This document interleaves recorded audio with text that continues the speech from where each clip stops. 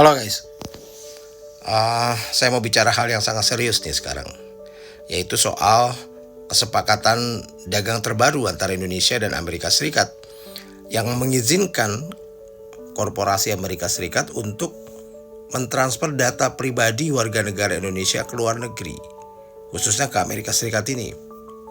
Nah, saya rasa ini sungguh sangat mengkhawatirkan dan sangat beresiko ya.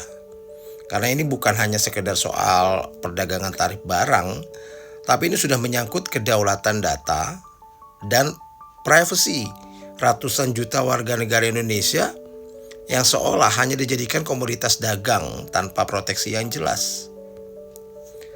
Ya, kita sudah sama-sama tahu ya bahwa kita sudah punya Undang-Undang Perlindungan Data Pribadi atau UU PDP yang mulai berlaku sejak Oktober 2024.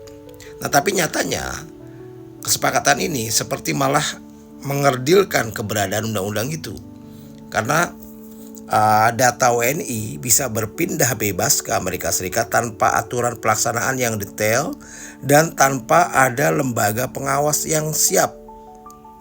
Nah, kebijakan ini tentunya membuka potensi yang sangat besar bagi pemantauan massal dan penyalahgunaan data pemerintah atau perusahaan Amerika Serikat.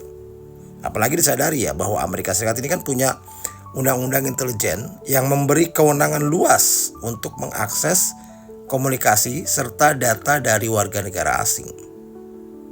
Nah, selain itu, kesepakatan ini juga saya rasa tidak adil ya, karena standar perlindungan data dan hak privasi di Amerika Serikat dan Indonesia jelas berbeda.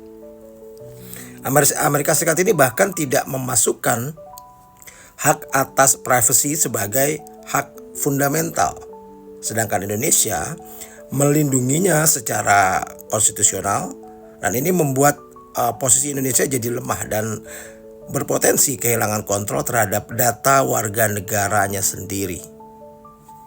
Jadi jelas ada kekhawatiran besar bahwa data kesehatan, data keuangan, hingga informasi penting aparat negara bisa saja bocor atau bisa diakses mereka tanpa izin.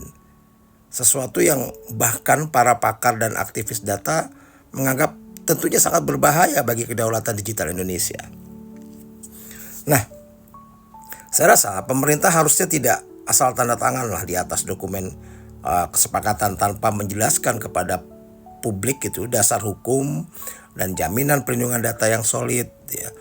Jadi respon yang ada ini kan sekarang terkesan sangat minim dan ya seolah-olah hanya bertujuan menenangkan, bahkan terlalu menenangkan gitu ya. Dengan alasan transfer data hanya untuk kepentingan komersial. Padahal efek realnya ini bisa jauh lebih besar dan berbahaya. Karena ini jelas sebuah kenyataan pahit bahwa data pribadi warga negara Indonesia dijual murah demi kepentingan politik dan ekonomi, mengabaikan hak digital serta keamanan nasional yang sudah dielaborasi lama melalui undang-undang dan regulasi-regulasi yang lain. Ya, jadi singkatnya kesepakatan ini jauh dari kata bijak atau melindungi rakyat. Saya rasa justru ini sebuah tamparan keras bagi semangat kedaulatan digital dan privasi data di Indonesia. Pemerintah harus dan wajib buka-bukaan ya, secara lengkap.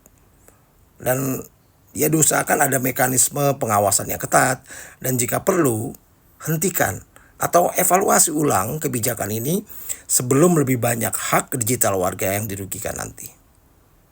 Kalau tidak, ya sudah, kita hanya bisa pasrah melihat data pribadi kita menjadi ladang empuk eksploitasi tanpa kontrol yang jelas.